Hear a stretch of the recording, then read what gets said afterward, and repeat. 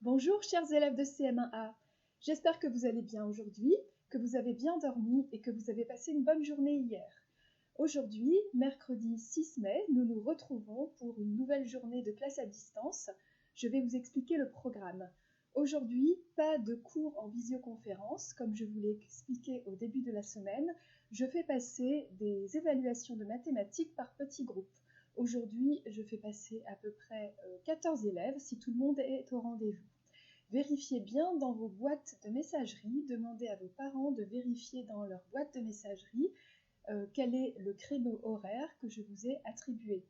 Je vais par la suite créer un rendez-vous pour une visioconférence Teams et je vais vous envoyer une invitation sur votre adresse mail d'élève. Donc regardez, je vais le faire ce matin et regardez bien à quelle heure vous êtes convoqués entre guillemets.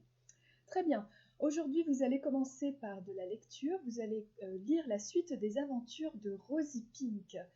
Vous allez aujourd'hui donc découvrir la suite et aussi travailler sur le résumé. On a déjà travaillé pendant ces semaines à distance sur le résumé, on a commencé à y travailler. Donc aujourd'hui, vous allez devoir répondre à quelques questions de compréhension et aussi travailler sur écrire un résumé. Ensuite, en étude de la langue, vous allez travailler sur la conjugaison des verbes au futur.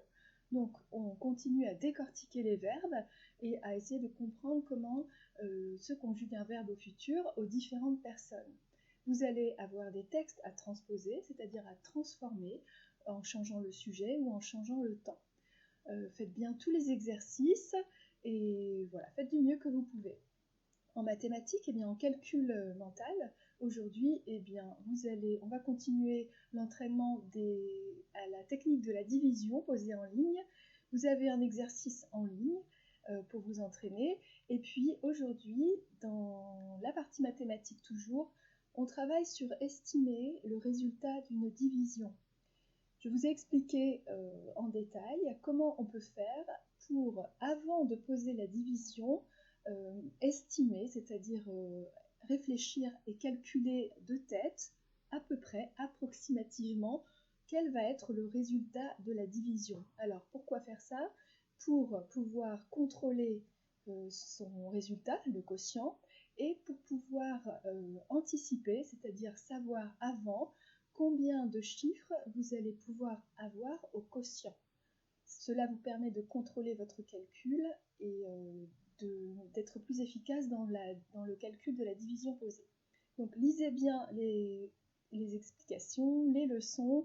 Je vous ai aussi ajouté une vidéo qui vous explique d'une autre façon comment est-ce qu'on peut estimer le résultat d'une division.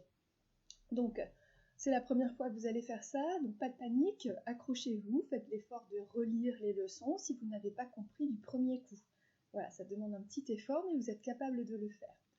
Ensuite, aujourd'hui, vous allez faire de l'enseignement moral et civique. Alors, le 9 mai, donc c'est samedi prochain, ce sera la journée de l'Europe. Alors, la France fait partie de l'Europe en tant que continent géographique, mais elle fait aussi partie de ce qu'on appelle l'Europe, mais en fait, ça s'appelle plutôt l'Union européenne. C'est un groupe de pays qui ont décidé de se mettre ensemble pour différentes raisons. Donc, vous allez découvrir pourquoi le 9 mai est la journée de l'Union européenne et voilà, qu'est-ce qu'on célèbre ce jour-là et pourquoi c'est important. Voilà, donc ça c'est pour l'EMC. Ensuite, vous allez avoir de l'anglais. Vous regardez sur le Padlet de Catherine et Johanna, tout y est expliqué, faites bien le travail. Et voilà, donc je vous retrouve pour certains pour l'évaluation de mathématiques sur Teams. Pour d'autres, on se retrouvera plus tard. Demain, il y a encore des évaluations par petits groupes sur Teams, donc toujours pas de cours. Et pour vendredi, je vous tiens au courant, cela dépendra de la préparation de la rentrée pour lundi ou pour plus tard. Voilà, je vous donnerai des informations dès que j'en aurai.